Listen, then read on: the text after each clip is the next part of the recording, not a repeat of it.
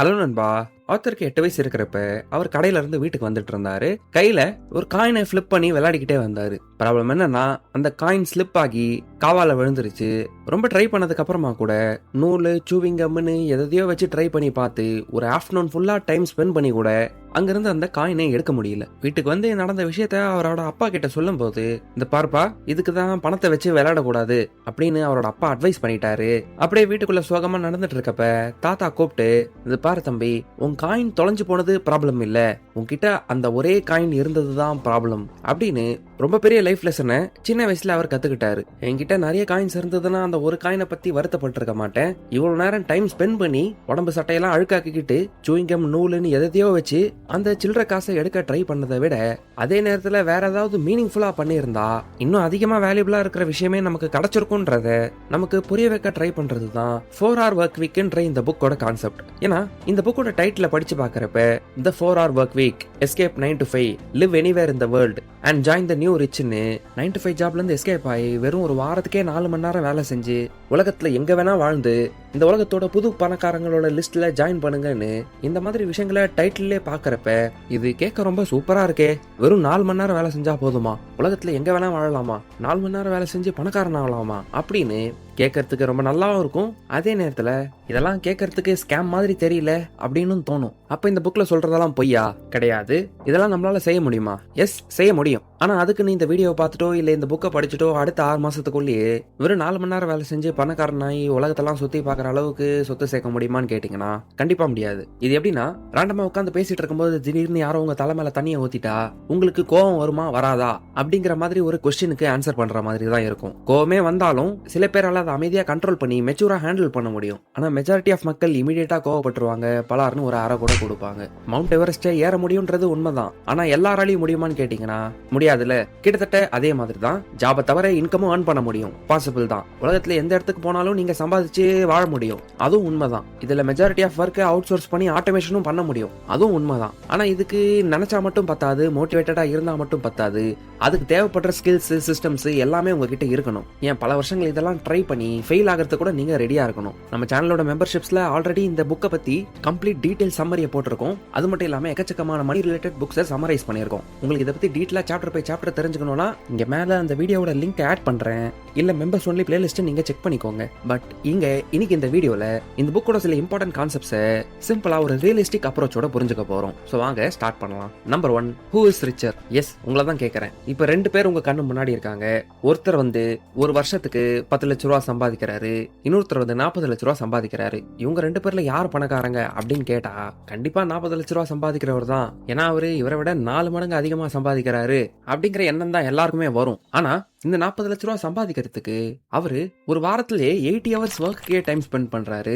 ஆனா 10 லேக் சம்பாதிக்கிறவரு ஒரு வாரத்துக்கு வெறும் 10 மணி நேரம் தான் ஒர்க் பண்றாரு அப்படின்னு சொன்னா இப்ப யாரு பணக்காரன்னு நீங்க சொல்லுவீங்க? காலைல ரொம்ப சீக்கிரமா எந்திரிக்கிறது, டெய்லி ஆபீஸ்க்கு கிளம்புறது, போயிட்டு வரும்போது டிராபிக்கை ஃபேஸ் பண்றது, பிடிக்குதோ இல்லையோ மீட்டிங்ஸ் அட்டன் பண்றது, ஏன் வீக்கெண்ட்ல கூட இமெயில்ஸ்க்கு ரெஸ்பாண்ட் பண்றதுன்னு 24/7 ஒர்க் மாதிரியே தான் அவரோட லைஃப் போயிட்டு இருக்கும். ஆனா இன்னொருத்தர் வருஷத்துக்கு 10 லட்ச ரூபா சம்பாதிச்சாலும் அவர்கிட்ட டைம் ஃப்ரீடம் ரொம்ப அதிகமா இருக்கு. அவர் சம்பாதிக்கிற பணத்தை சம்பாதிக்கிறதுக்கு ரொம்ப கம்மியான டைம் தான் ஸ்பெண்ட் பண்றாரு. ஒருத்தர் பணத்தை சம்பாதிக்கிறத மட்டுமே அவரோட மொத்த வாழ்க்கையா வச்சிருக்காரு.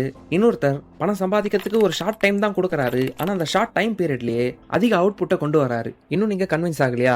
40 லட்ச ரூபா சம்பாதிக்கிறவரு பெங்களூர்ல இருக்காரு. 1.2 lakhs house EMI, 25,000 car EMI, lifestyle expenses, school fees, tax, அபார்ட்மெண்டோட மெயின்டெனன்ஸ், வெளியே சாப்பிடுறது, தியேட்டர், மால், அது இதுன்னு சொல்லி இன்கம் பெருசா இருந்தாலும் சேவிங்ஸ் அவர்கிட்ட ஒண்ணும் இல்ல. ஆனா 10 லட்ச ரூபா சம்பாதிக்கிறவரு ஒரு Tier 2 சிட்டில ரிலாக்ஸ்டா அவரோட வீட்ல இருந்தே லேப்டாப் மூலமா சம்பாதிக்கிறாருன்னா டெய்லி வீட்டுக்கு வெளியே போயிட்டு வர எந்த எக்ஸ்பென்சஸும் இல்ல.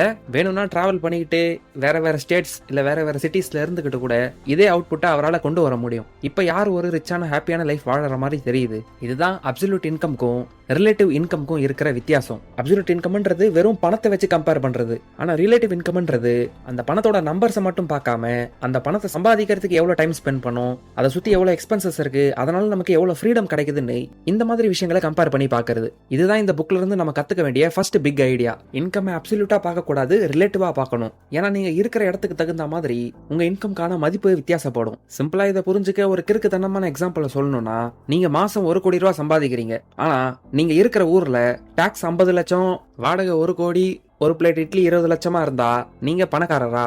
இல்ல. பேப்பர்ல பார்த்தா உங்க வெல்த் பெரிய நம்பரா இருக்கும். ஆனா ரியாலிட்டியில பார்த்தா உங்க பர்ச்சேசிங் பவர் ரொம்ப கம்மியா இருக்கும். ஸோ வருஷத்துக்கு 1 கோடி ரூபா சம்பாதிக்கிறீங்களான்றது முக்கியம் இல்ல. அதை வீட்டில் ஒரு லேப்டாப்பை வச்சுக்கிட்டு உங்க ஃப்ரீ டைம்ல சம்பாதிக்கிறீங்களா, இல்ல கார்பரேட் ஜாப்ல ஒரு டாப் பொசிஷன்ல மூச்சு விடுறதுக்கு கூட டைம் இல்லாம அதிக cost of living and tax இருக்கக்கூடிய ஊர்ல சம்பாதிக்கிறீங்களான்றது தான் முக்கியமான விஷயம். இன்கம் வெறும் நம்பர்ஸை வச்சு கம்பேர் பண்ணாம அந்த நம்பர் வர்றதுக்கு எவ்வளவு டைம் கொடுத்தோம், இல்ல எவ்வளவு ஃப்ரீடம் இல்ல சாய்ஸ் நமக்கு அது கொடுக்குதுன்றது தான் முக்கியமான விஷயம்னு புரிஞ்சுக்கோங்க. Number 2, detach time from money. Absolute income, relative income பேசணும்ல. அந்த ரிலேட்டிவ் இன்கம் உங்களுக்கு அதிகமா இருக்கணும்னு நினைக்கிறீங்கன்னா ஆத்தர் உங்க டைமை பணத்துக்கிட்ட இருந்து பிரிக்க நீங்க கத்துக்கணும்னு சொல்றாரு. ஃபார் எக்ஸாம்பிள், நீங்க ஒரு டீச்சரா இருக்கீங்க, உங்ககிட்ட நல்ல திறமை இருக்கு, உங்ககிட்ட படிக்கிற பசங்க எல்லாருமே நல்லா தான் மார்க் வாங்குறாங்க. ஆனா நீங்க இப்போ ஒரு கிளாஸ் ரூமுக்கு சொல்லி கொடுக்கறதுல ஒரு பெரிய ப்ராப்ளம் இருக்கு. நீங்க எவ்வளவு நேரம் சொல்லி கொடுக்குறீங்களோ அவ்வளவு நேரம் தான் உங்களுக்கு பணம் கிடைக்கும். உங்களோட ரீச் அந்த லொகேஷனுக்கு லிமிட்டடா இருக்கு. மேக்ஸிமம் உங்களால 40 பேருக்கு ஒரு நேரத்துல நல்லா சொல்லி கொடுக்க முடியும். ஆனா அதே டீச்சர் நீங்க ஒரு ரெக்கார்டரான கோர்ஸை உருவாக்கி ஆயிரக்கணக்கான ஸ்டூடெண்ட்ஸ்க்கு விற்க முடியும். கேட்கறதுக்கு இது ஈஸியா இருக்கும். வெறும் ஒரு கோர்ஸை உருவாக்கு, ஆன்லைன்ல செல் பண்ணு, பீச்சில் போய் சில் பண்ணுன்னு கேட்கறதுக்கு ஈஸியா இருந்தாலும் கஷ்டமான விஷயம் என்ன தெரியுமா? ஒரு நல்ல கோர்ஸை ரெடி பண்றது, மக்களுக்கு உண்மையிலேயே யூஸ்ஃபுல்லா இருக்கிற மாதிரி ஒரு கோர்ஸை ரெடி பண்றது. யூடியூப் சேனலை உருவாக்குறது ஈஸி, ஆனா மக்களுக்கு ஆக்சுவலா பிடிக்கிற மாதிரி கண்டென்ட்டை உருவாக்குறது கஷ்டம். அதுவும் கன்சிஸ்டன்டா உருவாக்குறது கஷ்டம். வெப்சைட்டை உருவாக்குறது ஈஸி, ஆனா அந்த வெப்சைட்டை பல பேர் விசிட் பண்ற அளவுக்கு ஒரு வெப்சைட்டா மாத்துறது கஷ்டம். எல்லாருக்கும் யூஸ்ஃபுல்லா இருக்கிற மாதிரி ஒரு வெப்சைட்டை உருவாக்குறது கஷ்டம். கோர்ஸை யார் வேணாலும் கிரியேட் பண்ணலாம், ஆனா அந்த கோர்ஸை வாங்கி படிக்கிற அளவுக்கு மக்களுக்கு நம்பிக்கையை கொண்டு வர்றது கஷ்டம்.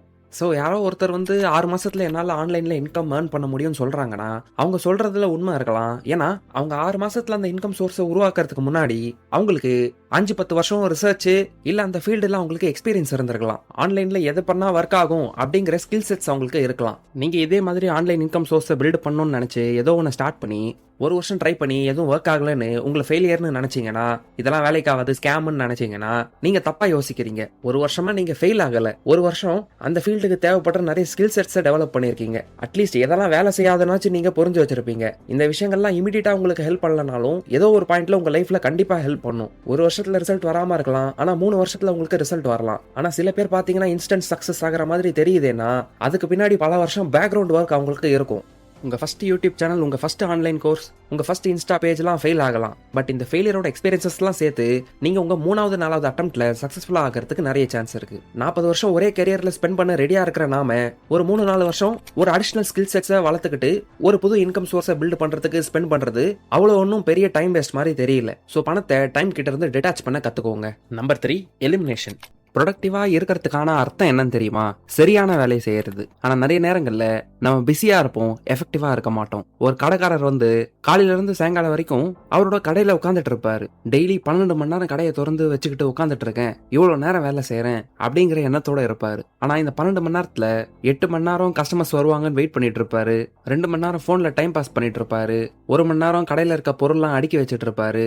பேலன்ஸ் இருக்க 1 மணி நேரம் தான் ஆக்சுவலா பிசினஸ்க்கு ரெவன்யூ வர விஷயங்களை பண்ணுவாரு. டெக்னிக்கலா பார்த்தா 12 மணி நேரம் அவர் வேலை செஞ்ச மாதிரி தெரியும், ஆனா அவருக்கு கிடைச்ச ரிசல்ட் வெறும் அந்த 1 மணி நேரம் வேலைனால தான். இங்கதான் அவர் 80-20 பிரின்சிபல் அப்ளை பண்ண கத்துக்கணும். உங்களோட 20% எஃபர்ட்ஸ் தான் 80% ரிசல்ட்ஸ் கொடுத்துட்டு இருக்கும். அந்த 20% என்னன்றதை கண்டுபிடிச்சு அதுல அதிகமா டைம் ஸ்பெண்ட் பண்ண ஆரம்பிச்சீங்கன்னா கம்மி டைம்ல எஃபெக்டிவான ஒர்க்கை நீங்க பண்ண முடியும். ஸோ வேலை செய்யறேன்னு உட்காந்துக்கிட்டு வெறும் இமெயில்ஸை ஸ்க்ரால் பண்ணிக்கிட்டு அதிகமா டைம் வேஸ்ட் பண்ணிட்டு இல்லாம இம்பார்ட்டன்ட் ஸ்ட்ராட்டஜி ஒர்க்கை பண்ணுங்க.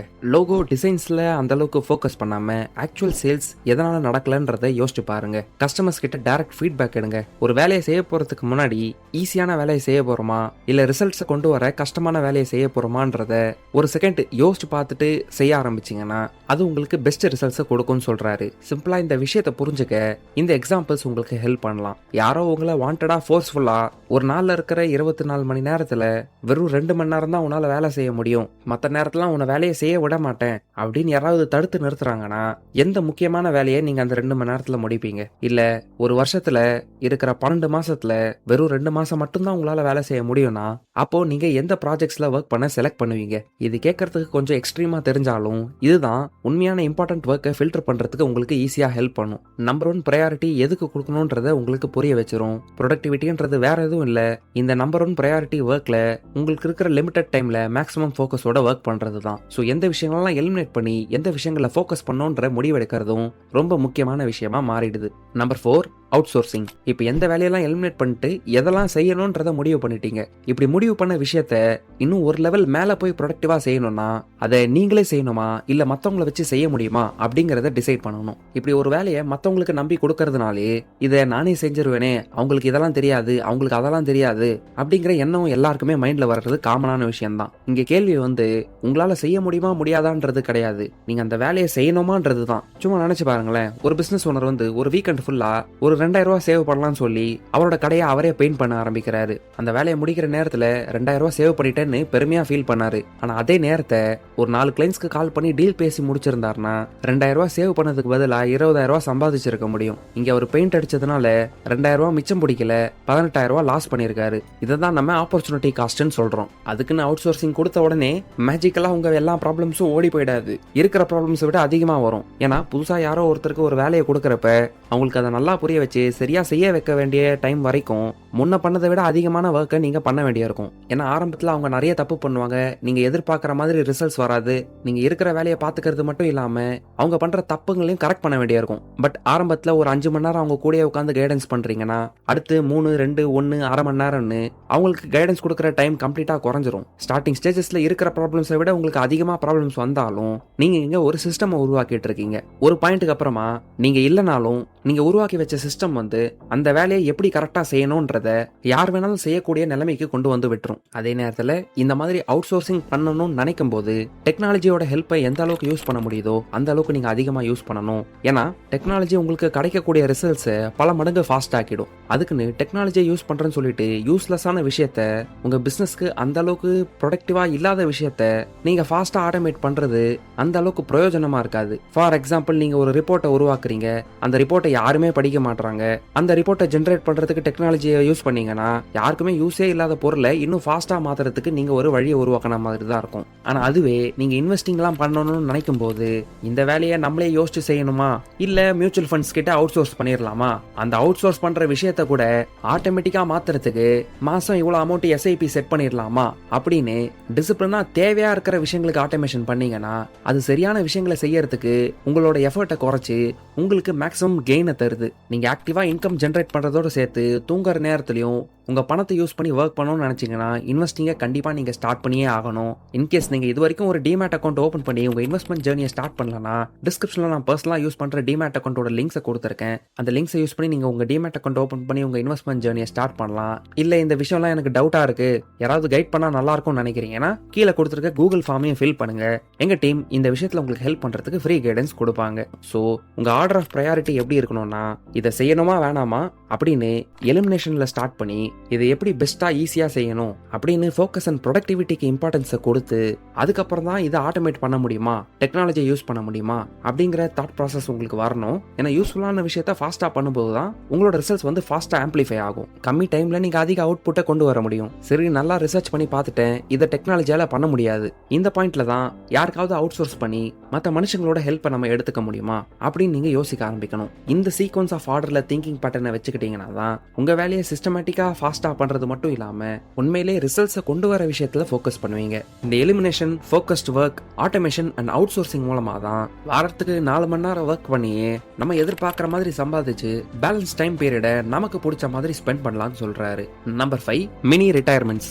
ஒரு ஜென்ரலான வாழ்க்கையோட பிளான் என்னவா இருக்கும்? 4 வயசுல ஸ்கூலு, 17 வயசுல காலேஜ், 21 வயசுல இருந்து வேலை, அடுத்த 40 வருஷங்களுக்கு ஒர்க்கை முடிச்சுட்டு 60 வயசுக்கு அப்புறமா உங்க லைஃபை என்ஜாய் பண்ணிக்கோங்க, இதுக்கு பேர் தான் ரிட்டையர்மெண்ட் அப்படின்னு ஒரு ஸ்கிரிப்டை நமக்கு கொடுத்துருக்காங்க. ஆனா இந்த ஸ்கிரிப்டை ஃபாலோ பண்ணணும்னு ஏதாவது அவசியம் இருக்கா? வயசானதுக்கு அப்புறம் தான் லைஃப்ல என்ஜாய்மெண்ட் கிடைக்கணும்ன்ற மாதிரி ஏதாவது ரூல்ஸ் யாராவது செட் பண்ணிருக்காங்களா? கண்டிப்பா இல்ல. ஏன் நம்ம யாரோ சொல்றாங்கன்னு நம்ம லைஃபோட சந்தோஷத்தை எல்லாத்தையும் கடைசி காலத்துக்கு தள்ளணும்? அந்த வயசுல உங்களுக்கு தெம்பு இருக்குமா? நீங்க ஆசைப்படுற விஷயங்கள்லாம் செய்ய முடியுமான்னு யார் கேரண்டி கொடுப்பா? ஏன்னா அந்த வயசுல இன்ஸ்டன்டா பிளான் பண்ணி வாடா வெளியே போலான்னு உங்க ஃப்ரெண்ட்ஸ் கூட எல்லாம் ட்ரிப் போக முடியாது. ஃப்ரெண்ட்ஸ் எல்லாம் முதல்ல டச்ல இருப்பாங்களான்னு தெரியாது. அப்படியே டச்ல இருந்தாலும் முட்டி வலி, முதுகு வலின்னு எல்லாருக்குமே அவங்க ஃபேமிலிக்குள்ளேயே 1000 பிரச்சனை இருக்கும். இதனால உங்க டைமை இந்த மாதிரி சரியா யூஸ் பண்ண கத்துக்கிட்டீங்கன்னா எங்கா இருக்கும் போதே உங்க உடம்புல தெம்பு இருக்கும் போதே அப்பப்ப மினி பிரேக், சில ரிட்டையர்மெண்ட்ஸ் எடுக்கணும்னு ஆத்தர் சொல்றாரு. ஒரு 2 மாசம் பிரேக் எடுத்துக்கோங்க, உலகத்தை டிராவல் பண்ணுங்க, புது கண்ட்ரி, ஸ்டேட் இல்ல சிட்டில வாழ்ந்து பாருங்க, ஃபேமிலி கூடயே நிறைய டைம் ஸ்பெண்ட் பண்ணுங்க. இந்த மாதிரி ஒரு வருஷத்துக்கு ஒரு 1-2 மாசத்தை உங்களுக்காக அலோகேட் பண்ணுங்க. ஆனா இந்த மாதிரி விஷயங்களை கேட்ட உடனே பல பேரோட பதில் என்னவா இருக்கும் தெரியுமா? எனக்கு வேலை இருக்கு, ரெஸ்பான்சிபிலிட்டிஸ் இருக்கு, இஎம்ஐ இருக்கு, பசங்க இருக்காங்க, அவங்கள பாத்துக்கணும் அப்படின்னு இந்த மாதிரி பெரிய லிஸ்ட்டை கொண்டு வந்துருவாங்க. அப்போ இது எல்லாமே பணக்காரங்களுக்கு தானா அப்படின்னு கேட்டீங்கன்னா அப்படியும் கிடையாது.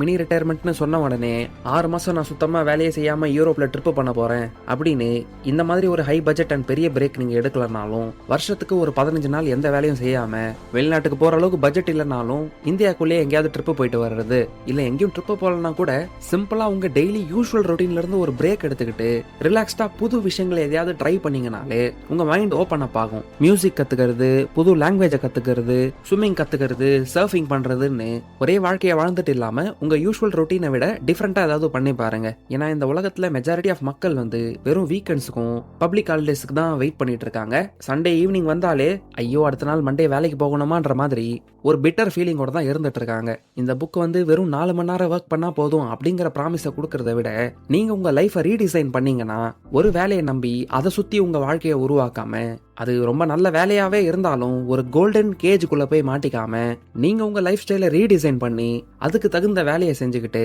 எக்ஸ்பென்சஸை குறைச்சிக்கிட்டு மல்டிபிள் இன்கம் சோர்சஸை உருவாக்கிக்கிட்டீங்கன்னா கொஞ்சம் கொஞ்சமா உங்க இன்கம்லயும் டைம்லயும் லொகேஷன்லயும் உங்களுக்கு ஃப்ரீடம் அதிகரிக்கும். இந்த ஃப்ரீடம் உங்களுக்கு நிறைய சாய்ஸஸை கொடுக்கும். அதுக்கு நான் வேலையை விட்டுட்டு எல்லாத்தையும் உடனே மாத்த போறேன் அப்படிங்கிற மாதிரி மூவ்ஸும் நீங்க எடுக்கக்கூடாது. உங்க வேலை பிடிச்சிருந்தா நீங்க தாராளமா செய்யுங்க. ஆனா இந்த மாதிரி ஆப்ஷன்ஸும் இருக்குன்றத பிராக்டிக்கலா கொஞ்சம் ஓப்பன் மைண்டடா யோசிச்சு பாருங்க. இந்த வீடியோ இந்த புக்கோட ஒரு ஓவர்வியூவா இருக்குன்னா, இதை இன்டெப்தா சாப்டர் பை சாப்டர் இந்த மாதிரி அனிமேஷன் வீடியோவே டீடைலா தெரிஞ்சுக்கணும்னு நினைச்சீங்கன்னா நம்ம சேனலோட மெம்பர்ஸ் ஒன்லி பிளேலிஸ்ட்ல இந்த புக்கோட கம்ப்ளீட் வெர்ஷன் இருக்கு. உங்களுக்கு வேணும்னா அதை செக் பண்ணி பாருங்க. உங்களுக்கு இந்த வீடியோ பிடிச்சிருந்தா லைக் பண்ணுங்க, கமெண்ட் பண்ணுங்க, உங்க ஃப்ரெண்ட்ஸ் அண்ட் ஃபேமிலி மெம்பர்ஸோட ஷேர் பண்ணுங்க. சேனல் இருக்க அதர் மணி ரிலேட்டட் வீடியோஸை இங்க கிளிக் பண்ணி பாருங்க. சேனலுக்கு சப்ஸ்கிரைப் பண்ணிட்டு எங்களை வாட்ஸ்அப், இன்ஸ்டாகிராம், டெலிகிராம்லயும் ஃபாலோ பண்ணுங்க. கடைசியா தேங்க்யூ ஃபார் வாட்சிங்.